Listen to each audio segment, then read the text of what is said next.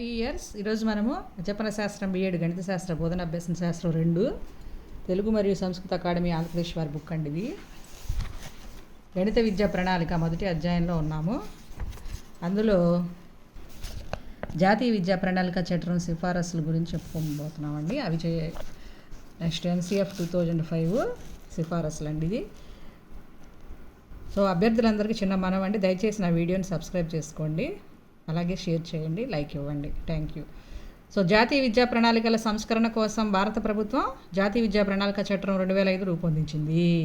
ఈ నివేదిక పాఠశాల గణిత విద్యపై చేసిన సిఫారసులు ఈ కింద ఇవ్వబడ్డాయండి. విద్యార్థులు సహజ వాతావరణంలో స్వయంగా అభ్యసించే విధంగా విద్యా ప్రణాళిక తరగతి బోధన ఉండాలి. విద్యార్థి అభ్యసించే క్రమంలో తాను చురుగ్గా పాల్గొంటూ తానే జ్ఞానాన్ని నిర్మించుకుంటాడు.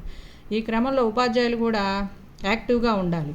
విద్యార్థులు అభ్యసన ప్రక్రియలో ప్రశ్నించడం, స్తబ్దులుగా లేకుండా జవాబులు ఇవ్వడంలో డిఫరెంట్ థింకింగ్ చేయాలి. తాను గ్రహించిన విషయాలను అనుభవాలతో అన్వయించుకోవడం, ఇవన్నీ చిన్న చిన్న విషయాలు అనిపించినా విద్యార్థులు అవగాహన పెంపొందించడంలో అత్యంత కీలకమైన పాత్ర పోషిస్తాయి.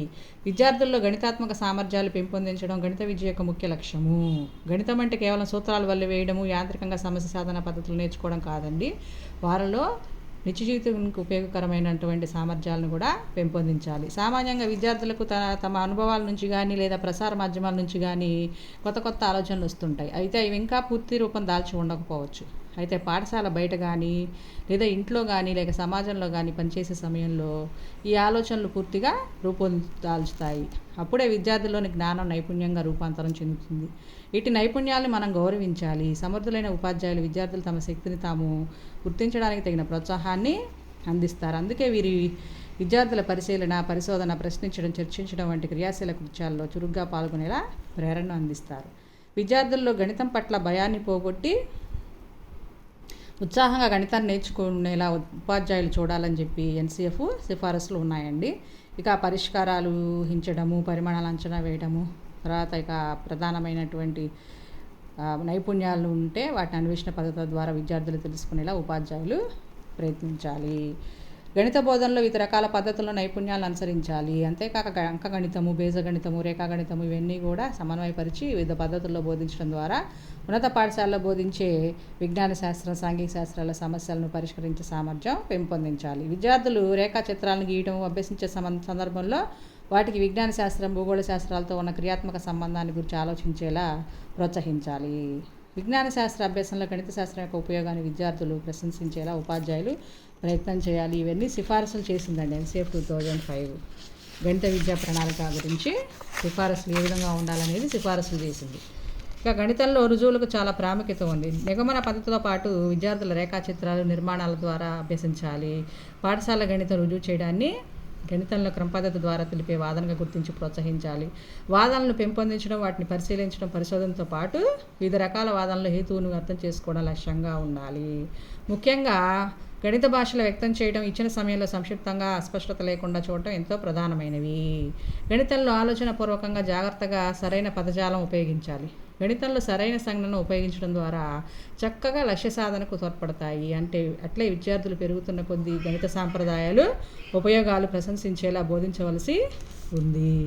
నెక్స్ట్ ఏపీఎస్సిఎఫ్ 2011 సిఫారసులు ఏ విధంగా ఉన్నాయో చూద్దామండి.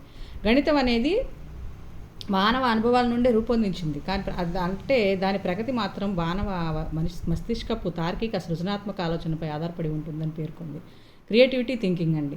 అలాగే గణిత విద్యలో కింది స్థాయి లక్ష్యాలైన గణిత సమస్య సాధన, సంఖ్యా సంబంధాలు, చతుర్విధ ప్రక్రియలు అంటే plus, minus, into, divided by, దశాంశాలు, శాతాలు, భావనల అవగాహనతో పాటు గణిత ఆలోచన విధానం, తార్కిక ఆలోచన, తార్కికంగా ఫలితాలు రాబట్టడం, ఓరల్గా అండి, అమూర్త భావనలు, అవగాహన మొదలైన ఉన్నత స్థాయి గణిత లక్ష్యాల సాధన ముఖ్యమైనవి. గణిత బోధనలో ఈ తార్కిక ఆలోచన యొక్క ప్రాముఖ్యతను దృష్టిలో పెట్టుకొని ఈ తరగతిలో పాఠశాల స్థాయి గణితం అనేది క్రమ నిరూపణ పద్ధతులను వృద్ధి చేసుకుంటూ ఉండాలని చెప్పి ఏపీఎస్సిఎఫ్ 2011 సిఫారసులు చేసిందండి. ఇక వచ్చేసి గణిత బోధన లక్ష్యాలండి. ఇవి మనకు తెలిసిందే. సంఖ్యాభావన సంబంధించిన అంశాలను అవగాహన చేసుకునే నైపుణ్యాలు పెంపొందింపజేయాలి. విద్యార్థుల్లో కార్యాకరణ సంబంధాన్ని, తార్కిక ఫలితాలను రాబట్టేందుకు అవసరమయ్యే ఫలితాలను అంచనా వేసే విధంగా, అమూర్త భావనలు గ్రహించగలిగే విధంగా, సమస్యను అర్థం చేసుకొని పరిష్కారానికి విభిన్న వ్యూహాల్ని అనుసరించగలగాలి. ఫలితాలను సరిచూసుకొని వ్యాఖ్యానించగలగాలి. ఫలితాలను సాధారణీకరించి కొత్త పద్ధతుల్లో వినియోగించగలగాలి. ఈ విధంగా విద్యార్థి సమస్య సాధన శక్తిని అభివృద్ధి పరచుకోవాలి.